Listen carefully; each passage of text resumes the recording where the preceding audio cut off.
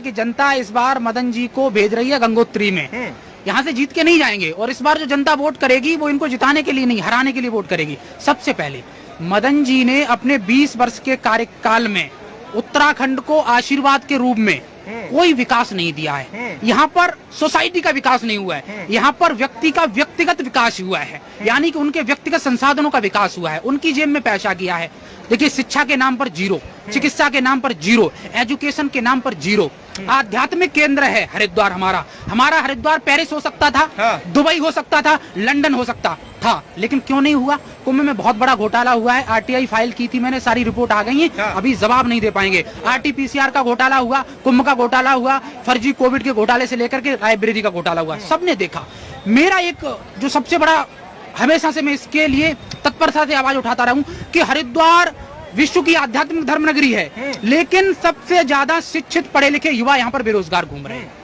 हरिद्वार का विकास, आर्थिक विकास, सामाजिक विकास, आध्यात्मिक विकास, शैक्षणिक विकास, यहाँ का भौगोलिक विकास हुआ ही नहीं है। हरिद्वार में क्या है भाई? आप मक्का मदीना में चले जाओ, आप देखो कि मक्का मदीना में जो इस्लाम का पूजनीय स्थल है, वहां पर आप देखो विकास के क्या इंफ्रास्ट्रक्चर तैयार हुआ है। इंफ्रास्ट्रक्चर के नाम पर जीरो है हर की पौड़ी। ऐसा नहीं है पैसा नहीं आता, लेकिन पैसा आता है, यहाँ पर कोई विकास नहीं होता। तो इस बार जनता टिकट काट रही है, पार्टी तो टिकट दे देगी, लेकिन इस बार जनता टिकट काट के और भेज रही है सीधा गंगोत्री में जाओ और तपस्या करो, क्योंकि यहाँ पर शिक्षा में, चिकित्सा में कुछ काम नहीं हुआ है। आप मुझे एक बात बताओ, यहाँ पर एक म्यूजियम नहीं हो सकता था क्या?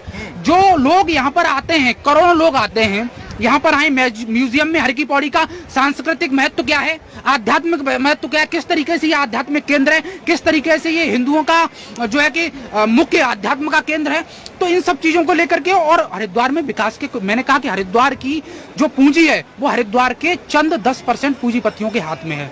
देखिए, मदन कौशिक जी एक व्यापार, एक राजनेता बाद में, व्यापारी पहले हैं, तो दूध में से क्रीम किस तरीके से निकालनी है वो उनको अच्छी तरीके से आता है, तो उन्होंने वही काम किया है। उन्होंने हरिद्वार को पूरी तरीके से नचोड़ दिया है और छाछ के गिलास पकड़ा दिए सबके हाथों में कि लो छाछ पियो, और उसको भी अब फूक फूक करके पी रहे हैं। तो इस बार मैंने कहा कि विधानसभा की ये जो राह है वो बिल्कुल आसान होने वाली नहीं है। मैं आपके माध्यम से, पार्टी टीवी के माध्यम से बता देना चाहता हूं कि इस बार भले कोई खिलाफत करने के लिए सीधे सामने नहीं आ रहा है, लेकिन मैं फिर कह रहा हूं वैचारिक रूप से खिलाफत बहुत ज्यादा है, और ये वैचारिक रूप से जब वहां पर वोटिंग होगी तो आप देखना कि इसके परिणाम बहुत ज्यादा अच्छे नहीं रहने वाले हैं। तो बिल्कुल भी विधानसभा की राह आसान नहीं है इस बार। विनय जी, सवाल ये होता है कि अगर विधानसभा की राह आसान नहीं है तो कौन व्यक्ति होगा जिसे विधानसभा भेजेंगे?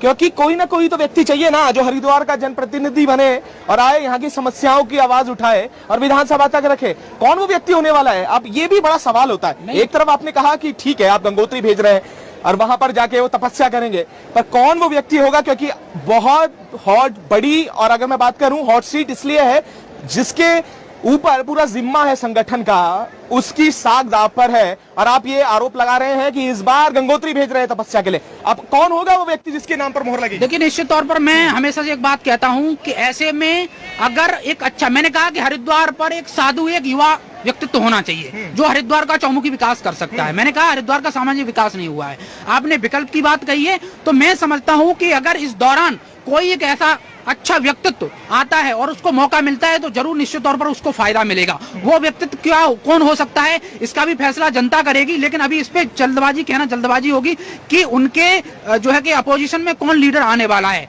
हम हमेशा से एक बात कहते हैं कि हरिद्वार को पिछले 20 वर्षों में लूटा गया है, इसलिए जनता मन बना, देखो क्या है ना, जनता खुल करके आज विरोध करना नहीं चाहती है मदन जी का, कोई इनके खुल के विरोध में आना नहीं चाहता है, लेकिन चूंकि विकास नहीं हुआ है किसी भी तरीके से कोई विकास नहीं हुआ है, इसलिए इस बार वो चुनाव हार जाएंगे, बिल्कुल हार जाएंगे चुनाव। मैं आज आपको दे रहा हूं ये, इस बात को मैं पूरी प्रामाणिकता के साथ कह रहा हूं, क्योंकि विरोध बहुत ज्यादा है, तो सीट को बचाना उतना आसान नहीं है। पर विकल्प, विनय जी, बार बार वही है, सवाल यही है कि विकल्प क्या होगा?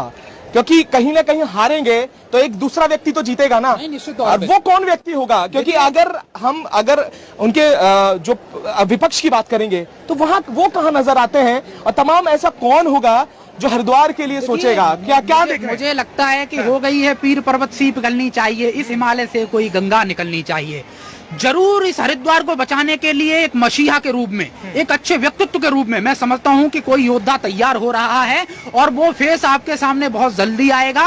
और हरिद्वार को लेकर के ऐसा नहीं है, यद्यपि अभी वो फेस सामने नहीं आया है, लेकिन मैं फिर कह रहा हूं, हरिद्वार की जनता से भी अपील कर रहा हूं कि अगर हमारे पास कोई ऐसा विकल्प है तो वो विकल्प भी सामने आ सकता है, नहीं तो हम इसको मुहिम को आगे बढ़ा रहे हैं और हम एक अच्छा विकल्प विनय जी, आप तो नहीं होंगे विकल्प, क्योंकि आप जैसे युवाओं की जरूरत है, आप जैसे आवाज उठा रहे हैं, आप विकल्प तो नहीं होने जा रहे हैं कहीं? देखिए, इसका फैसला जनता तय करेगी। हाँ। कौन विकल्प हो सकता है। मैं समझता हूं कि देखिए, पार्टी निर्धारित करती है वो एक अलग पक्ष है, लेकिन जनता जिसको निर्धारित करती है, जनता